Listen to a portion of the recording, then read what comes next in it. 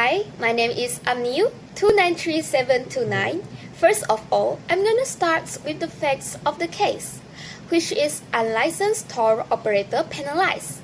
In 2022, the Ministry of Tourism, Arts and Culture Malaysia (MOTAC) conducted inspection of tour operators nationwide. During the operations, a company named Explore Langkawi SDN.PHD was found to be offering tourism services such as travel package, guided tours, and accommodations without obtaining the necessary license as required under the Tourism Industry Act 1992. The company had been in operation for over a year. This is heavily advertising its services on social media and attracting a significant number of tourists. Several tourists lodged lots of complaints about the quality of service, citing the issues such as the safety risks during the excursions and untrained tour guides. MOTAC launched an investigation and confirmed that the company was operating illegally. The issue of the case is violation of licensing requirement, safety and service quality, and unlicensed tourist guide. The first point is violation of licensing requirement. The company of Explore Langkawi was operating without the legal mandated license for tour operator,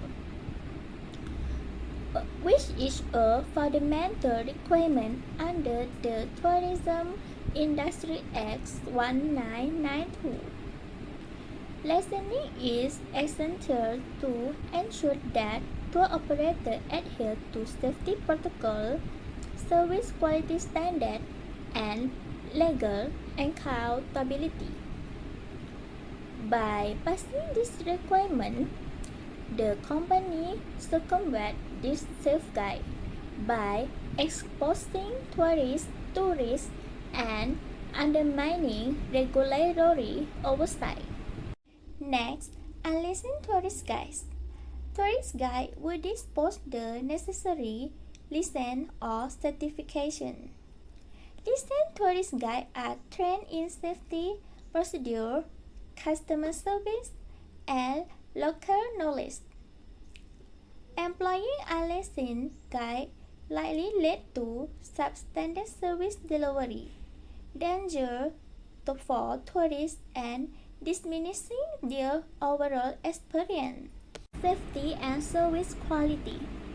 Tourists report multiple issues such as a bad safety measure during the excursion and a lack of professionalism among a guide. This issue indicates that the company operation failed to meet up the standard expected of the listening service provider. More than that, highlighting the risk posed by unregulated operator. Violation of Section 5.1 Operating without their license. Any individual or company intending to operate as a tour operator or travel agency must first secure a valid license issued by MOTAC. This ensures that business meets regulatory standards to protect the tourists. If breaking the law, the penalty will be imposed. The court imposed a fine of Rm 50,000 under Section 24(1), which stipulates penalties for non-compliance with licensing requirements. Violation of Section 5.1 Operating without their license. Any individual or company intending to operate as a tour operator or travel agency must first secure a valid license issued by MOTAC. This ensures that business meets regulatory standards to protect the tourists. If breaking the law, the penalty will be imposed. The court imposed a fine of Rm 50,000 under Section 24(1), which stipulates penalties for non-compliance with licensing requirements. Section 21 prohibit companies from hiring a licensing guide. Licensing guide must meet specific training and certification standards to ensure the safety and satisfaction of tourists. The company employs untrained and unlicensed guides, learning to complain from tourists about the safety risks and substandard service. If breaking the law, penalty will be imposed. An additional fine from Rm 20,000 was levied for this violation, emphasizing the seriousness of employing unqualified personnel in service or the tourism industry. Section 21. Prohibit companies from hiring a licensing guide. Licensing guide must meet specific training and certification standards to ensure the safety and satisfaction of tourists. The company employs untrained and unlicensed guides, learning to complain from tourists about the safety risks and substandard service. If breaking the law, penalty will be imposed. An additional fine from Rm 20,000 was levied for this violation, emphasizing the seriousness of employing unqualified personnel in service or the tourism industry. Rationale of the holding.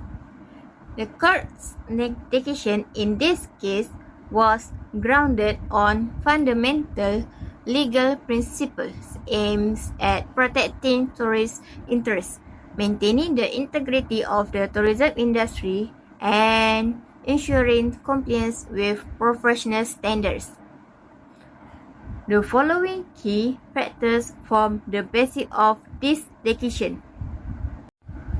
Legal requirement. Under the Tourism Industry Act 1992, all travel agencies and tour operators are required to obtain license to ensure the safety and welfare of tourists.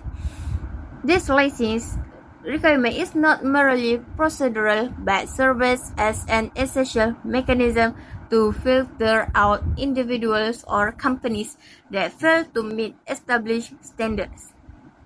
In this case, Explore Langkawi Sendirian Berhad, a licensed operation not only violated the law, but also undermined the credibility of the local tourism industry, a significant contributor to national economy.